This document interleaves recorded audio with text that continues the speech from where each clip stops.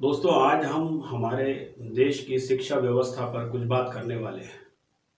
मगर ये बात करने के पहले मैं आपको याद दिलाना चाहता हूँ कि अभी अभी अमेरिका के राष्ट्रपति डोनाल्ड ट्रंप ने अपना नया कार्यकाल आरंभ किया। आपने देखा होगा कि किस तरह उन्होंने एक दिन में 100 से अधिक फैसले कर डाले। एक फैसला जो मुझे परेशान कर रहा है वह है वहाँ पे घुसपैठियों का, क्योंकि मैं ये जानता हूँ कि भारतीय भी कई ऐसे हैं जो वहाँ पर अवैध रूप से रहते हैं और ये संख्या एक बड़ी संख्या है। चिंता इस बात की नहीं है कि उनका क्या होगा, चिंता इस बात की है इससे हमारे देश का नाम कलंकित होगा। हम पूर्व में भी ऐसी कई वीडियोस बना चुके हैं जिसमें हमने अवैध प्रवासियों को देशद्रोही बताया है। यही चिंता मुझे सताती है कि जब ऐसे लोग जो हिंदुस्तानी हैं वे वहाँ पकड़े जाएंगे और वापस हिंदुस्तान भेजे जाएंगे तो हमारे देश की इमेज का क्या होगा। ये एक गंभीर विषय है। एक और चित्र आपने देखा होगा कि जब राष्ट्रपति ट्रंप अपना शपथ ग्रहण समारोह में साइन कर रहे थे, उनके पीछे जो लोग खड़े थे उनमें सुंदर पिचई भी थे। देखकर अच्छा लगा। क्या कारण रहा होगा कि हिंदुस्तान के लोग आज अमेरिका में इतने महत्वपूर्ण हो गए? संभवतः वह शिक्षा ही रही होगी जिसने उन्हें वहां तक पहुंचाया। हमारे देश के संस्कार और संस्कृति के अलावा शिक्षा ही ऐसा महत्वपूर्ण पक्ष है जो हमें औरों से अलग बनाता है, और यही एक बहुत बड़ी चिंता भी है। मध्य प्रदेश जहां मैं रहता हूं, यहाँ हर वर्ष लाखों छात्र 5वीं, 8वीं और 10वीं के बाद शिक्षा छोड़ देते हैं। ये सभी लोग समाज में जाते कहाँ हैं और करते क्या है, यह चिंता का विषय है। जो लोग उच्च शिक्षा ग्रहण करते भी हैं तो उन्हें हमेशा एक ही बात की चिंता रहती है कि हमें क्या मिलेगा, और इस प्रकार के भावना के साथ वे कम से कम समाज का तो कोई भला नहीं करते।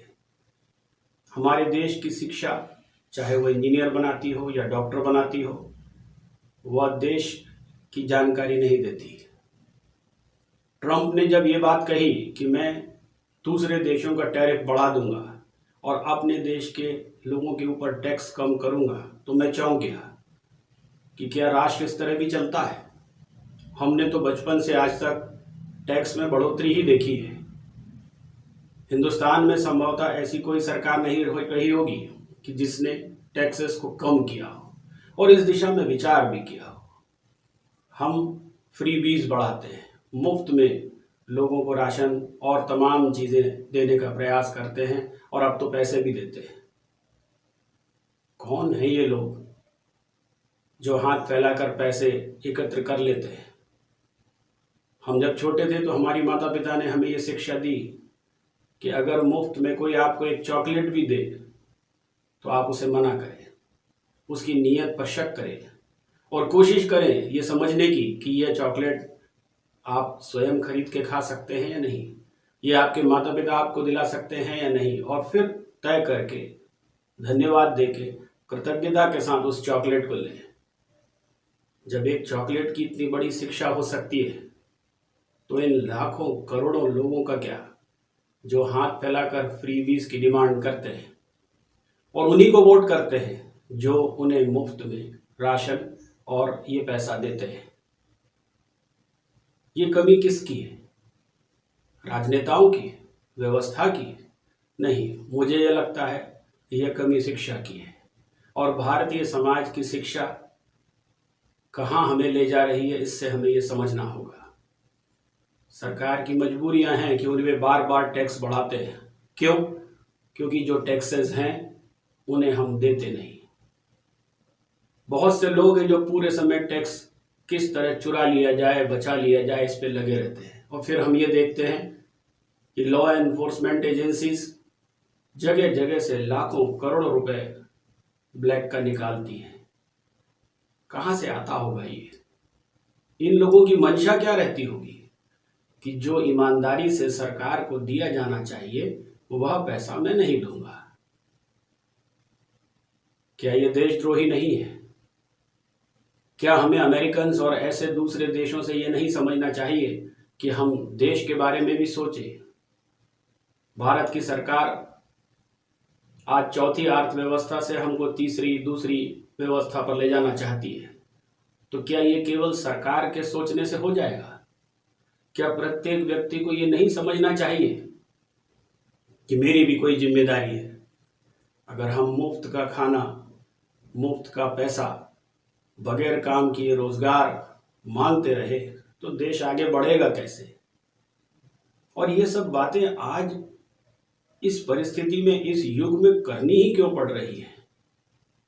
क्या हमारे सीनियर बड़े जिन्होंने इन नीतियों को बनाया, इस शिक्षा नीति को बनाया, उन्होंने इस बात को नहीं समझाया कि ये जो राशन कार्ड और ये जो पैसा आपको दिया जा रहा है, दरअसल यह आपको राष्ट्र पर बोझ बनाता है। हम क्यों नहीं अपने देश की संपत्ति बनते? हम बोझ क्यों बनना चाहते हैं? आप सभी लोग जो ये बात समझ पाते हैं, जिन्होंने उस शिक्षा को ग्रहण किया है, उससे हम ये अपील करते हैं कि ध्यान रखें कि ये पैसा जो आप सरकार से मुफ्त में मांगते हैं, ये अनाज जो आप कौड़ियों के भाव लेते हैं, यह दरअसल आपके राष्ट्र की संपत्ति है। अगर ये आप नहीं लेकर ईमानदारी और मेहनत करके कमाएं तो ये राष्ट्र के काम आ सकता है। राजनेता ये कहते हैं कि हमारे देश में बेरोजगारी बहुत है, महंगाई बहुत है। जिस समाज में मैं रहता हूँ वो मध्यम वर्गीय समाज है। मैंने यहाँ देखा कि सिर्फ उन लोगों के पास काम नहीं है जो दरअसल काम करना ही नहीं चाहते। काम और रोजगार दो अलग अलग बातें लगती हैं। काम वह होता है जो आप कर सकते हैं और आज भी वह हर जगह उपलब्ध है। रोजगार की अपनी अपनी परिभाषा है। मुझे इतना पैसा मिले, इस तरह का काम मिले, जब तक ऐसा काम और इतना पैसा नहीं मिलेगा मैं काम नहीं करूंगा। इसके कारण लोग घर में बैठे रहते हैं। काम की कहीं कमी नहीं है और इसमें यह भी नहीं है कि आप कितने शिक्षित हैं। कम शिक्षित, अशिक्षित, कम प्रशिक्षित, हर व्यक्ति के लिए समाज में काम होता है। आज गांव में मजदूरों की कमी होने लगी है क्योंकि बहुत से लोग खेतों में नहीं जाना चाहते। बहुत से लोग शहरों की तरफ चले आते हैं क्योंकि उन्हें लगता है कि शहरों का जीवन आसान है। और फिर वही बात, हाथ फैलाना। और धीरे धीरे यह बीमारी कोढ़ की तरह समाज में जुड़ती जा रही है। मैंने इतना पैसा दिया, आप कितना देंगे? अब इस बात की होड़ लगी है, मजबूरी है उनकी, क्योंकि हमने धीरे धीरे पार्टियों को एक तरह से ब्लैकमेल करना शुरू कर दिया है। जो अधिक पैसा देगा मैं उसे अपना वोट दे दूंगा। ठीक है, इससे जीत हार होती होगी, लेकिन अगर कोई हारता है तो राष्ट्र हारता है। कोशिश कीजिए अपनी शिक्षा को आप कलंकित ना करें। हर वो व्यक्ति जो मुफ्त में किसी भी प्रकार का संसाधन या सहायता ले रहा है, वो कोशिश करे कि जितनी जल्दी हो सके वो आत्मनिर्भर बने, अपने आसपास कुछ काम करे और कम से कम 1 किलो शक्कर लेना कम कर दे। कोई भी एक चीज से इसकी शुरुआत की जा सकती है कि अब यह मैं खरीद के खाऊंगा, मुझे खैरात नहीं चाहिए। जितनी जल्दी इसके साथ आप जीवन को आरंभ करेंगे उतनी जल्दी हमारा देश उठ खड़ा होगा। जितने अधिक लोग इस बात की गंभीरता को समझेंगे उतनी जल्दी यह देश आगे बढ़ेगा। इसका यह कतई मतलब नहीं है कि हम ऐसे लोगों को जो निःशक्त हैं या बिल्कुल ही काम नहीं कर सकते, उनको किसी प्रकार से अपमानित करना चाहते हैं। यह अपमान का सवाल नहीं है, यह राष्ट्र का सम्मान का सवाल है। वो लोग जो हाथ पांव से ठीक हैं, वे लोग जो काम करना चाहते हैं, उन्हें अपने लिए काम और रोजगार स्वयं ढूंढ लेना चाहिए और राष्ट्र पर बोझ नहीं बनना चाहिए। हमें उम्मीद है कि आप इस गंभीरता को समझेंगे और हमारा देश जो आज चौथी से तीसरी अर्थव्यवस्था बनने का प्रयास कर रहा है, उसमें प्रत्येक नागरिक अपना सहयोग देगा। वे सभी लोगों से भी हम अपील करते हैं जो अलग अलग देशों में रहते हैं और सिर्फ अपने बारे में सोचते हैं। देश के बारे में सोचिए, उन लोगों को समझने का प्रयास कीजिए, ढूंढने का प्रयास कीजिए जो आपके आसपास हैं, भारतवंशी हैं और अप्रवासी हैं। उनकी काउंसलिंग कीजिए, उनकी सहायता कीजिए, उन्हें वापस भेजिए, क्योंकि इन देशों ने और खासकर अमेरिका ने अगर इनको पकड़ना शुरू किया तो देश की बड़ी बदनामी होगी। यह तो ठीक है कि आप कुछ पैसे कमा लेते हैं, लेकिन बदले में जो जाता है वो बहुत गंभीर है। आशा है आप सभी लोग इस गंभीरता को समझेंगे। धन्यवाद।